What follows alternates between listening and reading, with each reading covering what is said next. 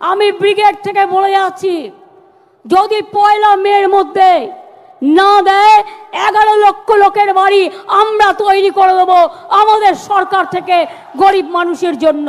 হ্যাঁ বন্ধুরা, আপনারা একদম ঠিকই শুনেছেন। এবার আপনি মমতা সরকারের তরফ থেকে একটা সরকারি ঘর পেতে পারেন, তাও আবার 1,49,000 টাকা। হ্যাঁ বন্ধুরা, আমরা কিন্তু ভালো মতোই জানি যে সামনেই লোকসভা ভোট, আর এই ভোটকে কেন্দ্র করে কিন্তু আমাদের রাজ্য সরকার আর কেন্দ্র সরকার উঠে পড়ে লেগেছেন সাধারণ মানুষদের জন্য নতুন নতুন প্রকল্প নিয়ে আসার জন্য। তার কারণ বন্ধুরা, তারা কিন্তু রাজ্যের সাধারণ মানুষদের একবার যদি মন জয় করতে পারে, তাহলেই কিন্তু সাধারণ মানুষের তাকে বেশি বেশি করে ভোট দিবে। আর সেই জন্যই কিন্তু মোদী সরকার আর মমতা সরকার এবার একের পর এক নতুন নতুন প্রকল্প নিয়ে আসছে। আর আমরা এটাও জানি যে কিছুদিন আগেই কিন্তু মোদী সরকার একটা নতুন প্রকল্প নিয়ে এসেছিলেন, যেই প্রকল্পে কিন্তু আপনারা আবেদন করলে একটা সরকারি ঘর পেয়ে যাবেন। এবার মোদী সরকারের দেখে এবার মমতা সরকার তিনি আর পিছিয়ে নেই, তিনি এবার সাধারণ মানুষদের জন্য একটা নতুন প্রকল্প নিয়ে এলেন, যেই প্রকল্পে আপনারা আবেদন করলে সরকারি ঘর বানানোর জন্য পেয়ে যাবেন 1,49,000 টাকা। তো আসুন বন্ধুরা, দেরি করবো না, শুরুতেই আমরা জেনে নিচ্ছি যে আপনারা এই প্রকল্পে কিভাবে আবেদন করবেন এবং আবেদন করতে আপনাদের কি কি ডকুমেন্ট লাগবে। তো বন্ধুরা দেখুন, এখানে লিখিত রয়েছে আবাস প্লাস যোজনা। এবার চালু হতে চলেছে সারা দেশ জুড়ে প্রধানমন্ত্রী আবাস প্লাস যোজনা। মোদীজির এই নতুন আবাস যোজনায় কত টাকা করে দেওয়া হবে, আবেদনের জন্য কি কি ডকুমেন্ট লাগবে, কিভাবে আবেদন করবেন, আবাস প্লাস যোজনায় আপনার নাম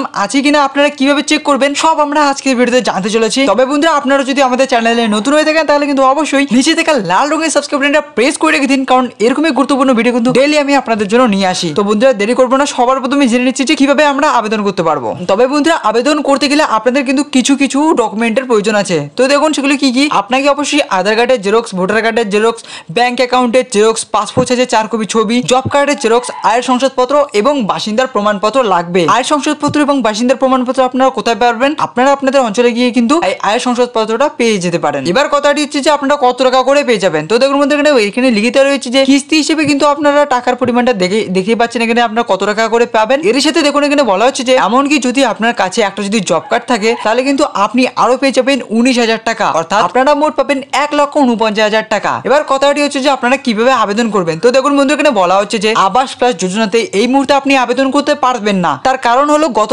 2018 সালে যে সমস্ত পরিবারের ছবি পঞ্চায়েত আধিকারিকরা এসে তুলে নিয়ে গিয়েছে, আগে সেই সমস্ত পরিবারগুলিকে ঘর দেওয়া হবে, তারপর আবার নতুন করে পরবর্তী সময়ে অনলাইন আবেদন প্রক্রিয়া চালু করা হবে। তবে বন্ধুরা, ভোটের আগে কিন্তু আবার নতুন করে প্রক্রিয়াটি চালু হয়ে যাবে।